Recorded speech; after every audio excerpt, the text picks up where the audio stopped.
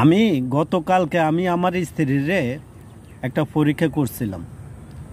মানে আমি চিন্তা করতেছি যে একটা পরীক্ষা করব অনেক দিন ধরে, সে কতটা লোভী কিংবা আমার প্রতি তার কতটা টান কিংবা আমার প্রতি তার ভালোবাসা আছে কিনা, সে আসলে সংসারিক কিনা, এ ভালো মন্দ ওগুলো চিন্তা করে তার একটা টেস্ট করতে চাইছিলাম। কালকে প্রায় রাতের 10টা-11টার দিকে কল দিছিলাম। কল দিয়ে বললাম যে দেখো আমি তো চাকরি ছেড়ে দিচ্ছি। তখন ও হঠাৎ করে এত রাত চাকরি ছেড়ে দেওয়ার কথা শুনে হঠাৎ থমকিয়ে গেছে। তখন ও বললো যে কেন, কি হয়েছে তোমার, চাকরি ছাড়তেছো কেন, সমস্যা কে? তখন আমি বলে যে না কোনো সমস্যা না, আমি তো আসলে অনেক দিন ধরেই একই চাকরি করে আসতেছি, এর জন্য আমার কাছে কেমন জানি ভালো লাগতেছে না। তাছাড়া বছরও আগের চেয়ে অনেক চেঞ্জ হয়ে গেছে, আগের মতন নাই। তখন আমার আসলে চাকরি টাকরি ভালো লাগে না, আমি বাড়ি ঘরে চলে যাব। তখন সে বললো যে বাড়ি ঘরে চলে আসি তুমি কি করবা?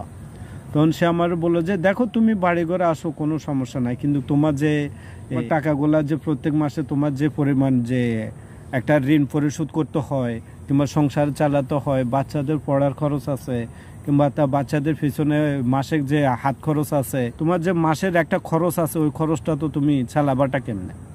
তখন আমি বললাম যে এগুলা এক ব্যবস্থা আল্লাহ করিয়ে দিবে, তুমি এত টেনশন করতেছো কেন? ঋণ যখন হয়ে গেছে, ঋণ পরিশোধ করার একটা রাস্তা আল্লাহ বাইর করে দিবে। তখন সে বললো যে আচ্ছা তাহলে তুমি কি করবা বাড়িতে আসে?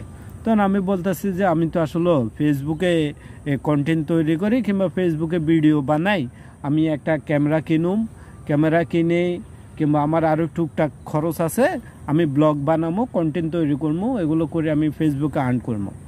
একটা সময় আমার এগুলো যখন প্রচার হয়ে যাবে, ভালো একটা জায়গা পৌঁছাবে, তখন আমার ফেসবুকে বলেন কিংবা ইউটিউবে আমাকে খুব একটা টাকা দিবে। কত টাকা দিবে তো সেটা তো আমি নির্দিষ্ট বলতে পারি না কত টাকা দিতে পারে, কিংবা কন্টেন্টটা মানুষকে এরকম দেখতে আসে, যত পাবলিক দেখবে ততই আমার ইনকাম হবে।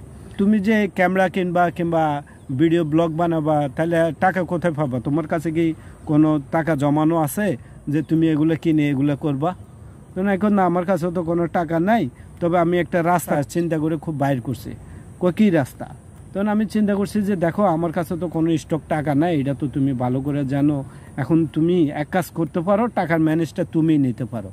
তখন সে আমি কীভাবে ম্যানেজ করে নিব? আমার কাছে কি টাকা আছে? তুমি যে টাকা দাও এই টাকা তো প্রত্যেক মাসে এক খরচের মধ্যে চলে যায়, তাছাড়া তুমিও তো বাড়তি টাকা আমারে দাও না। তো আমি তা অবশ্য ঠিক, যে তারপরেও একটা রাস্তা আছে। বলো যে কি রাস্তা?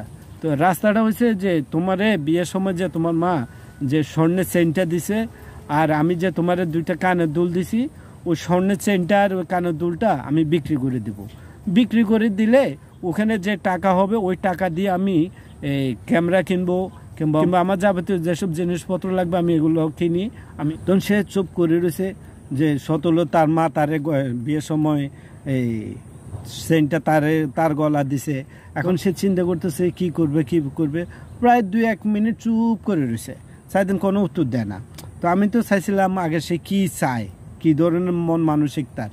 তখন দেখি যে সে নাও, তুমি যদি এই স্বর্ণগয়না এগুলো বিক্রি করে দিতে পারো, বিক্রি করে যদি তোমার একটা ইনকাম সোর্সের রাস্তা হয়, তাহলে স্বর্ণগয়না রেখে লাভ কি? কারণ তুমি যখন চাচ্ছ তখন আমি কি না দিয়ে থাকতে পারি? তো আর তাছাড়া তুমি যেটা ভালো চিন্তা করো আমি এতে খুশি, তুমি যেটা চিন্তা করছো এটা করো, আমার কোনো আপত্তি নেই। তখন আমিও এবার চুপ করে রয়েছি। বাহ, ম্যাডাম তো দেয় এক পায়ে দাঁড়ানো যে আমার এই স্বর্ণ গয়না দিয়ে দিতেও রাজি। তখন আমি আর তার কি বলবো, আমি বলতেছি যে ঠিক আছে, আমি তোমার তাইলে পরবর্তীতে জানাবো এটা কি করণ যা।